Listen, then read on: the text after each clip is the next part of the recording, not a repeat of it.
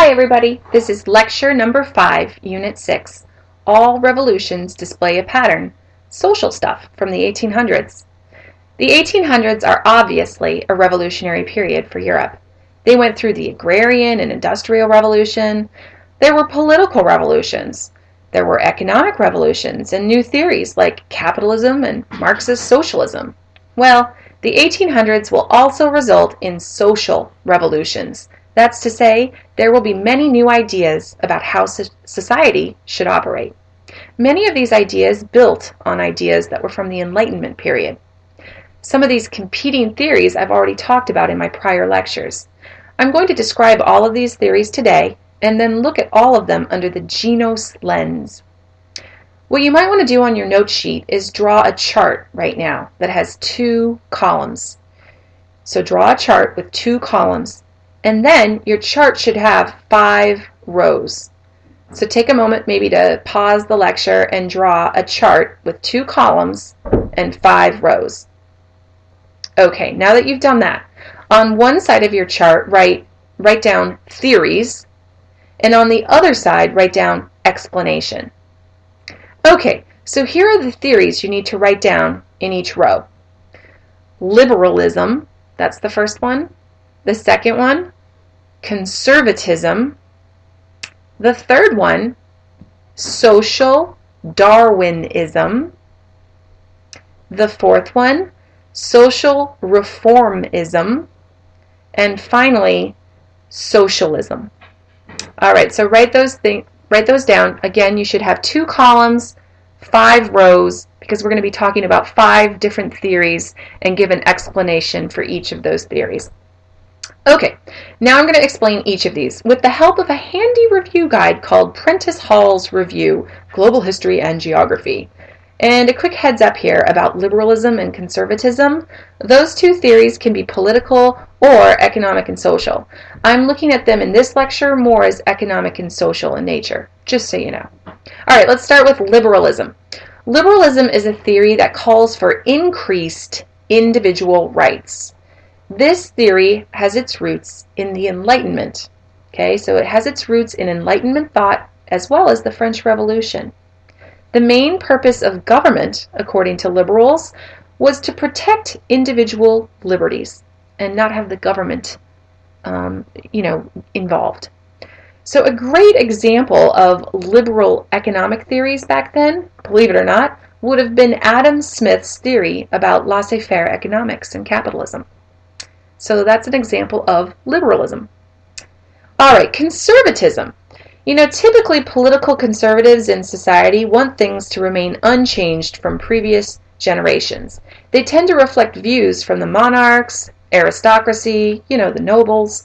Well, during the 1800s, there were also conservatives who developed social theories. These conservatives included a guy named Thomas Malthus. Look on your word list. Thomas Malthus argued that the poor continued their cycle of poverty generation after generation because they had too many kids. He encouraged people to stop having so many children and concentrate on the few children they did have to better their lives. Malthus first published his ideas in 1798 in a work called Essay on the Principles of Population. His ideas had a big influence on conservative social theory during the 1800s. All right, the next one, Social Darwinism. Social Darwinism was another theory during the 1800s that became really popular. You've probably heard of Charles Darwin. Yeah, well, Social Darwinism, believe it or not, is related, although it wasn't Charles Darwin who came up with Social Darwinism. Charles Darwin caused quite a bit of controversy when, in 1859, he proposed his theory of evolution, in which he said that humans had evolved over millions of years from primates. Part of his theory was something called natural selection. Under natural selection, Darwin believed, nature had a way of getting rid of the weakest members of the species. Only the strongest animals would live to pass on their genes to the next generation. Of course, you've probably already learned about all this in science class. That whole survival of the fittest notion? Yeah, well, during the late 1800s, many people borrowed Darwin's scientific ideas and they used them to justify or explain social phenomenon as well. The new social theory that emerged became known as social Darwinism, and it was used by many to justify practices like imperialism around the globe. Social Darwinists believed that the most fit and smartest members of society were the wealthy ones. They believed that they had the right to do as they pleased because they were more able to contribute to humankind. By this rationale, social Darwinists believed that rich people were rich because they worked harder and were more able than their poorer counterparts. It was often used to justify class differences. It was also used to justify European imperialism around the globe, under the notion that, hey, if native populations in other parts of the world weren't able to defend themselves, hey, they were less fit and therefore didn't deserve to control their own land. Social Darwinism was also used to justify ethnocentrism and racism as well. Notable social Darwinists included De Beers Diamond founder Cecil Rhodes. More on him later. Another social theory from the 1800s was social reformism. Many reformers wanted to improve people's lives in a variety of ways. Notable social reformers included Jeremy Bentham, whose social reformism became known as utilitarianism. Bentham believed that our focus in society should be on trying to make as many people as possible happy. And that's it in a nutshell. He believed there was a whole formula for this. He felt that the political and social agendas and laws should reflect making as many people as possible happy. Another famous social reformer who built on Bentham's ideas and was utilitarian was John Stuart Mill, who fought to improve the lives of the poor. He was also a huge advocate of freedom of speech and debate in society. He had a very famous book called On Liberty. Anyway, both Bentham and Mill helped to inspire labor reform movements and trade unions. Okay, and finally, socialism. Now, I know I talked about Marxist socialism in my last lecture. Marxist socialism is a type of socialism, the most radical and extreme type. We often call it communism. Well, today I'm going to explain generally what socialism is all about, because it tends to get a bad rap in society. And I'm not advocating for socialism here, I'm just explaining. Socialism is a social theory that asks people to focus on group interests as a whole instead of solely on individual interests. Socialist theories developed during the 1800s because of the rising class differences from the Industrial Revolution. And there were so many different types of socialism that emerged. A very popular form of socialism was something called utopian socialism.